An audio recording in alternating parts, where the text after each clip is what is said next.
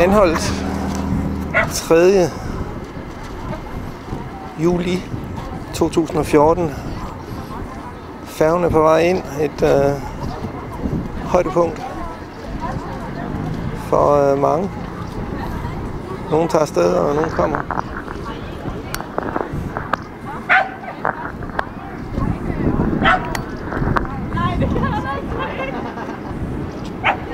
Færge, der kan tage biler med, også køretøjer. Men det er der egentlig ikke brug for så meget, fordi at der stort set ingen vej er herovre.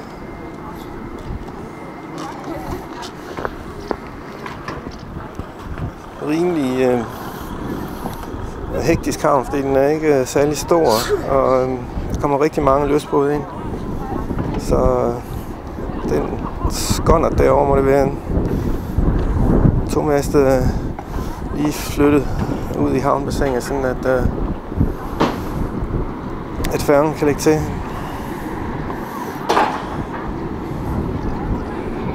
Lidt blæsende sommerdag. Det regnede hele formiddagen. Det er blevet tørvejr, det skulle blive rigtig fint vejr de næste dage.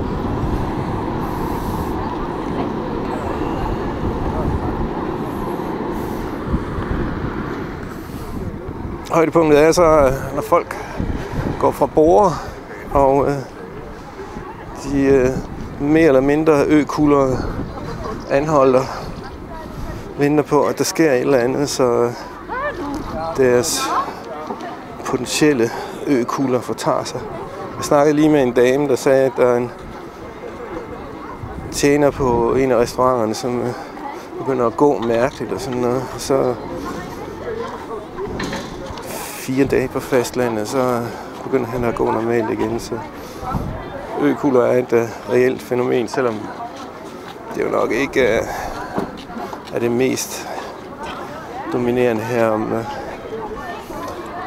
om sommeren.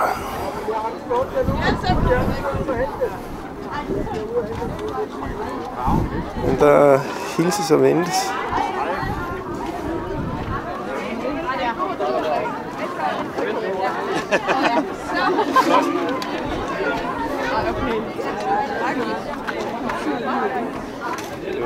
Totalt domineret af ferie. Der er op til 6.000 gæster på Anholt, hvor der er kontrast til, at der kun er 160 faste beboere.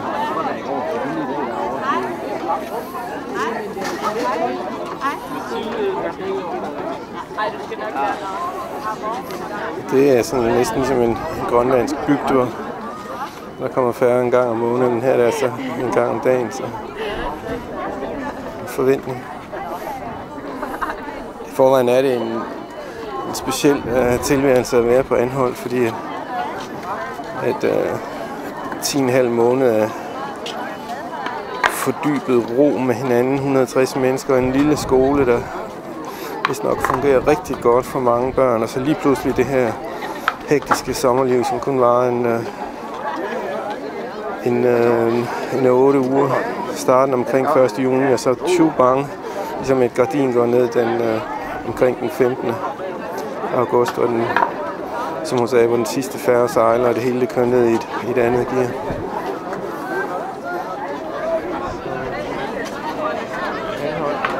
Anholt kontrasternes ø på mange måder. Dels i forhold til den her befolkningseksplosion, der kommer og går i løbet af sommeren. Og så i øvrigt også i forhold til den måde øen er på, hvor der er morænebakker for 20%, som minder om noget andet Molsland, og så er der ørkenen, som er noget af det mest øde natur. Med 10 kilometer fra bakkelandet i vest til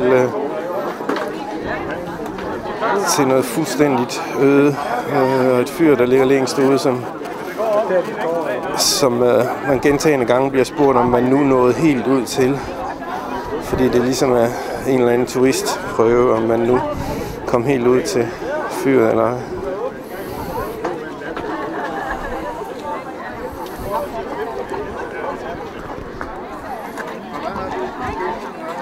husdyr med over.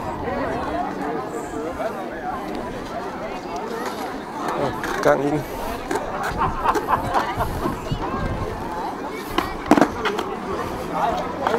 New York på Anholt. Så er der sådan den semi-turistede Rigos Kraftbar med Anholts tradition islet, hvor det handler om genbrugsmaterialer. Traditionen er at tage ting, man har fundet på stranden og få noget ud af det, men det og så det her handler om samtidig med, at det er ganske almindelig turisme, ligesom man ser det alle mulige andre steder. Blokhus, Løkken. Så kunsten er meget at tage det her med sig, hvis man vil, men også at komme ud i ørkenlandet, som er simpelthen kontrasten. Det modsatte, det er helt øde.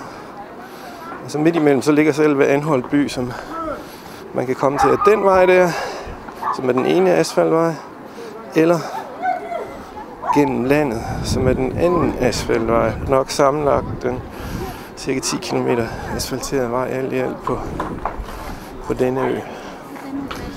Og selve Anholt by er sådan en typisk øby, hvor jamen, altså på mange måder minder det om steder på landet i Danmark for 30 år siden, men det har alligevel sit eget øpræg. Blandt andet det, at der faktisk ikke er biler, så små børn går rundt ude på gaden, uden nødvendigvis at være forladte og forsømte. Men simpelthen fordi der er ingen grund til at passe på. Og den trafik, der er lokaler, og de ved godt, at man skal køre forsigtigt.